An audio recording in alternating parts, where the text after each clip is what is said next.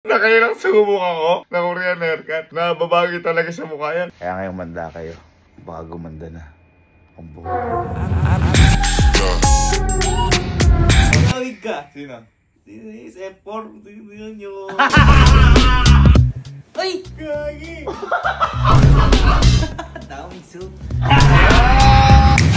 Ang pogi naman!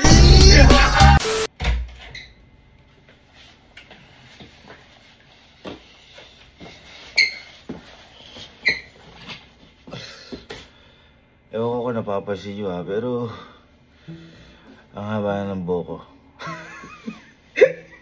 Huling ganito ko pong buhok nung pandemic pa. Ganito kahaba. Kasi syempre no choice ka na. Wala ka mapagpapagupitan. Ngayon, kung tatanungin nyo kung bakit ganito humaba yung buhok ko. Hindi ko rin ako alam. Pero siguro mo dahil sa mga dumaan na problema. Dahil po kasi problema. Kaya biglang ayoko na lang po magpagupit. Parang nawalan akong pakialam sa buhok ko. Kasi sa amin dito, kami sa magkakapatid, ako yung pinaka-irritable lagi sa buhok. Konting haba lang, papagupit. Kahit hindi ganong kagandaan niya, papagupitan ko yan kasi irritable ko parati eh. Pero ngayon parang bigla ako nawalan ng pakialam. Hindi ko nga na siguro dahil sa problema nga siguro. Walang oras para sa mga ganitong bagay, sa gupit-gupit. Pero ang isa kong nakita problema. Kasi di ba nung nakaraan, nagpagupit ako ng, sabi ko gusto ko talaga, pangarap ko talaga yung mga Korean haircut na yan. Ano nangyari? Nakailang sumubok ako ng Korean haircut. Don't get me wrong ha, maganda ho yung gupit nila. Napakaganda. Hindi lang ho bagay sa mukha ko. Hindi ko alam kung pag nasa Korea ako, pogi ako. Pero ako na nagsabi dito sa Pilipinas, pangit talaga. Hindi talaga bumabagay kahit anong Korean haircut yung nangyayari sa buko. Kaya, buti na lang, may nakita ko na isa parang TikTok influencer din siya, si Madam Rose. Nakita ko sa, sa profile niya, ang dami niyang mga long hair na ganito, nagugupitan, gumagwapo. Ngayon, susubukan natin ngayong araw na magpapagupit tayo sa Pinoy. At baka kasi doon alam nila yung taste ng Pinoy, ganyan. Dahil kung hindi ako mapapagwapo ni Ma'am Rose Petal sa buhok, hindi babae sa akin, masisira ang kanyang reputasyon. Hindi. Kasi kahit talagang ganda ng gupit, na babagi talaga sa mukha yan. Kita mo yung gupit ko nung sa Korean. Ang gwapo nun kapag ginupit sa iba. Pag sa akin, mukha ako talagang parang magnanakaw ako ng bakal, parang galing. At saka the reason why kung bakit tayo magpapagupit po ngayon, si Elma kasi biglang nag-ayahan na kahapon nalalabas daw niya ako. Kakain daw sa labas susupresahin lang natin si Elma. Basta kakain. Basta nga. Pero kakain ta. Labas ko ako. Ay, sana. Pero! Ang gusto kong supresahin dito, yung mga kapatid ko ng hamak sa akin, pinagtawanan ako. Yung grabe kulaitin sa buko. Kaya ngayong manda kayo, baka gumanda na ang buhok ko. Tara na. Ha? Shh. Ikaw. Isa ka sa mga tumawa sa akin. Nung mga day ones ko na niloloko mo ako sa buko. Ay, kuya, ako isa sa sumuporta nun. Ano sumuporta? Ka, palabas pala ako CR, tumatawa ka na. Tingnan natin ang transformation ng bagong buhok. Ha? Ang pinaka gwapo sa kampin-pin dapat na mangyari sa akin. Dahil kung hindi, Ma'am Rose, sira ang reputasyon mo. Kabang ka. Ano kaya nangyayari sa kabila?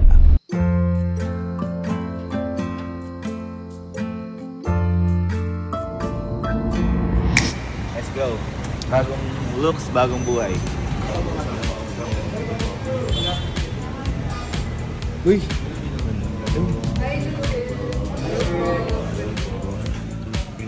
Parang napapanood ko to. Oo nga eh. Ito nagpagupit si Boss Best Friend, si Boss Paolo. Napanood ko na to, sir. Bago kaya ako dito, mas magiging mukha akong si Raulo. Kasi di ba nag-Korean haircut ako, maganda na yung buhok. Maganda yung gupit, pero di bagay sa mukha. Kailangan yung babagay sa mukha ko. Tayo lang natin si Madam Rose. Kasi nag-chat-chat kami. Kaya niya daw akong Kaya na pagkabuhin yung buko. Hindi lang na yung alam yung mukha. Gusto ko talaga si Dao Mingsu. Kaso nga lang parang hindi napapanahon yung mukha ko dun. Ay, madam! Hello, madam! Hello, ma'am. Nice to meet you. Ikaw kayo na bahala sa buhay ko. Mayroon ba? Justin Bieber. Ang gagawa ko ba ako? Yung hair? Kasi ma'am na nakaraan mo, maganda na may gupit sa akin. Kaso nga lang, di bagay mo sa mukha ko. Kaya ma'am ngayon, parang iniisip. Bahala na si madam, no? Oo. No? Hindi mo din naman alam sasabihin. Ma'am, ang issue lang ng issue. Ang issue lang ma'am ng ulo ko. May ano pa ako eh. Ano tawag dito? Coconut. Diba? Ma'am, yung alam mo yung utak. May ano, may sungay ako ma'am dito. Occipital po. Yung occipital. Bali, ang occipital is connected yan sa... Uy, ma'am. Sa TikTok ko na nakapanood ko, ang gwapo ng mga lumalabas yun. Dapat gwapo yun. Mapapadismay tao siya. Kami tinatanong yung tropa ko eh. Sino? 50 pa rin daw may gupit. 39. Ayun, ang ganda ma'am! Wala pa eh. Kasi ma'am, pag ito ma'am, pangit ma'am, masisira ang karir niyo. Ay, joke. Ay, hindi po. Gagi pag mabanta mo doon na. Ay, joke lang. Hindi, kaya ni madam. So, ano yung napapansin niyo sa hair niyo before? Yung mga medyo off sa inyo after ng haircut? Actually ma'am, pangit lahat. Alin po? Lahat kami. Wala akong napansing maganda pang pressure. Kahit ma'am ngayon, tinitignan ko yung sarili ko, nadidismay ako, pero tinatanggap ko na lang madam. Alin po sa buhok? Tsaka sa mukha na dito. So, ready na ba pumoging buhok? Yan ma'am, ma'am, sabi yung mukha mo. Ay, sige. Pwede pumuging ka na ba? Ganun ma'am. Sige. Sige, pumog. Ready na ba kayo pumog? Oh, parang na ano ka eh. Parang na ano mo, tal. Parang nag-aalilangan ka ma'am. Okay. Ready na! Sige.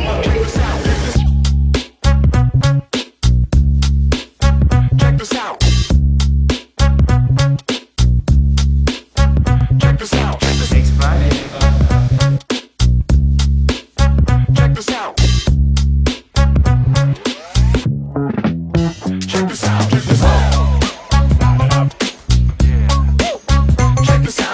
Okay guys, lalagyan ng dragon fruit guys.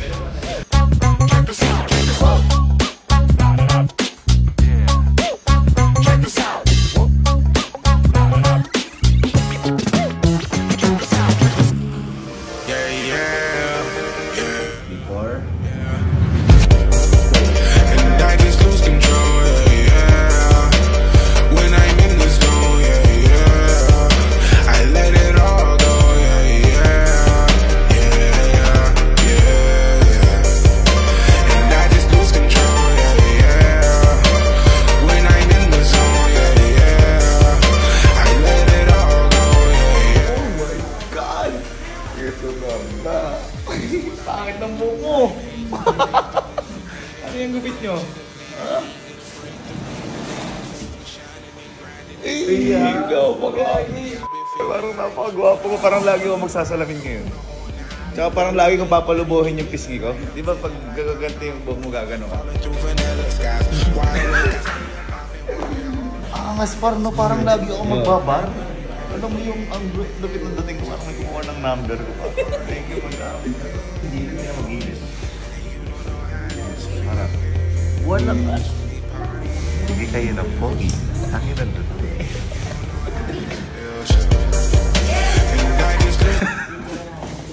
Eh, parang kamukha ako na si Sir Dustin yun. Oo. Sir Dustin yun, na medyo may pagka Sir Brent. Manalo. Hindi mo na maliligo ng 3 days. Ganyan muna, no? Pahawak yung buhok. Check this out. Check this out. Alam mo. Check this out. Check this out. Check this out. Check this out. Check this out.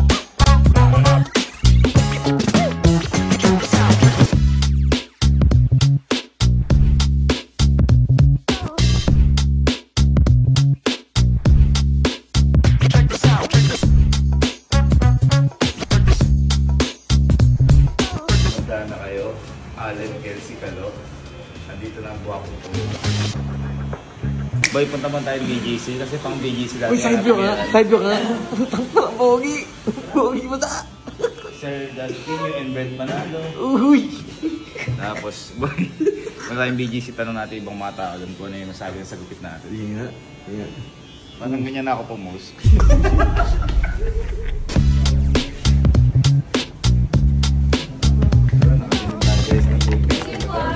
Please. Madam, thank you so much po. Thank you po. Salamat po, sir. Thank you po. Saan tayo punta? BGC pa. Gasig ng lagay mo.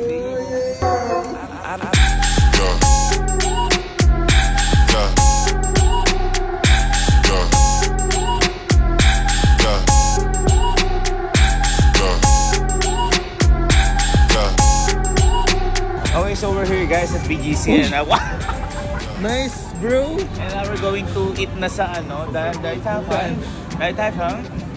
Because yung hair namin binabagay namin ngayon sa Alright. Alright.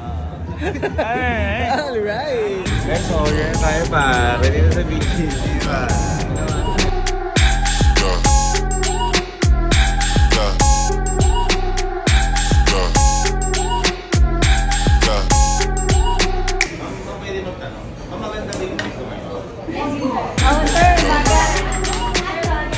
Sir, maganda daw po ba yung buhok?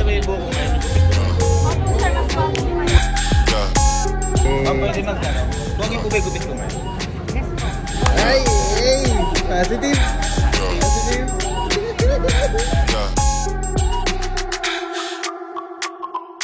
So, dahil approve sa BGC, pumunta tayo sa bahay, di natin reaction ng mga kapatid kong pinagtawanan ako.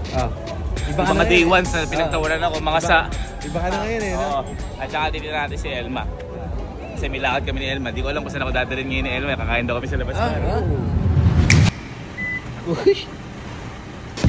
Saan ba yung pinto mo ah?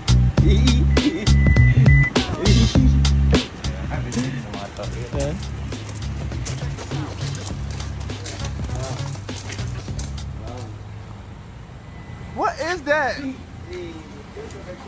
Ha? Ano sabi niyo? Maganda na ngayon o hindi? Yan ang sinasabi ko sa'yo. Inago mo naman agad. Ano sa'yo? Patayang Korea. Patay, Korea. Joshua Garcia na to par. Asan yung mga nang-api sa akin? Tuwawan. Excuse me?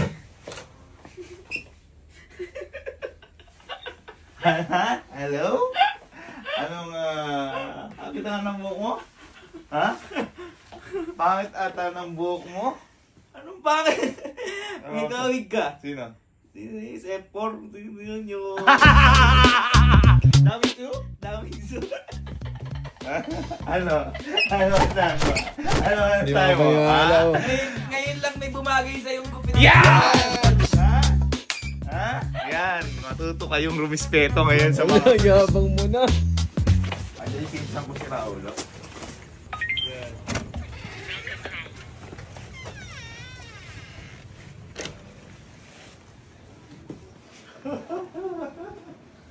Ay! Oh, hindi to si Brent Manalo. Pero baka lang. Bagay!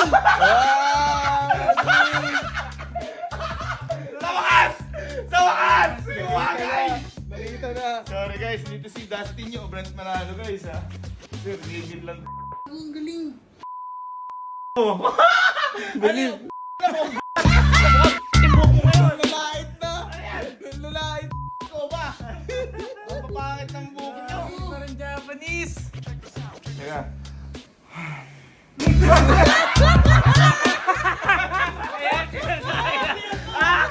Ganun na ako kayo naming eh. Magaling ng gupit siya, no? Di naman.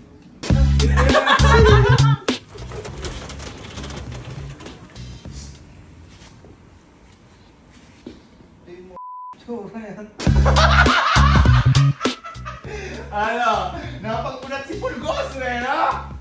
Ang host na. Daming soup. Daming su! Yun yung version. Ha? sige. Ayun na pogi, basta akin dating. Oo nga. Maganda yung buhok, pangit yung muka. Pulgoso. Bagay ba yung gupit ko, Pulgoso?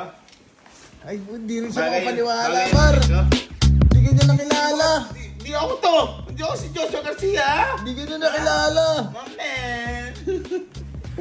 Puta ko na si Sanchay ko Ito talaga yung gusto ko kasi si Elma. Lagi siya sabi sa'yo, magpagupit daw ako. Ba't ka papakita mo yung buhok ko? Mahaba na ako. Ba't ba kasi pinapakita mo yung buhok ko? Mahaba-haba. Tingnan mo. Nanay kita? Kamukha mo yung si Sky. Ba't pinapakita mo yung buhok ko? Feeling ko babalik siya day 1 yan sa...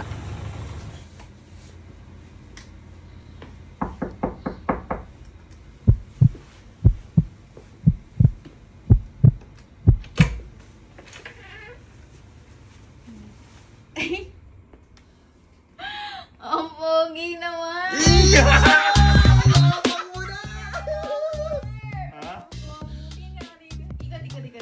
Oy! Oh! Sa harap, Oo. That's in you. That's in you. sa likod, Brad. Oo. Sa harap, Joshua. pag pinagsama-sama. Sir Gilly. Maganda na nagkakaalinawan tayo. Kaya maganda. Ay, very good ka dyan. Ha? Oh, baka naman makalimutan mo. Kaya rin pag ilalabas tayong dalawa, ha? Kain mo ako, ha? Wala ko naman kung saan mo ako dadalhin. Bakit? Lalabas, di ba? Asan tayo? Eh, siyempre nag-expect ako. Kala ko steak. Asan tayo? Sa labas, di ba? Oh. Parang ayaw mo naman. Kala ko steak eh. Paris pala eh. Ayaw mo? Gusto naman eh. Napagupit pa ako. Naghanda-handa pa ako eh. Uy, naalala mo, nung nag-Paris tayo, oh.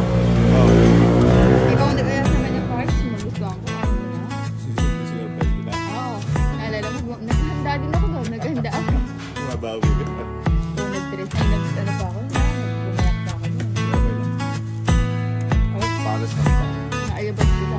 Sarap. Anong sabi ko? Ba lalabas tayo?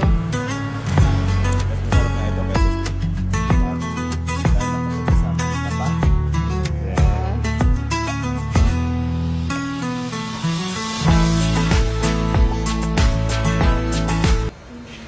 Hoy.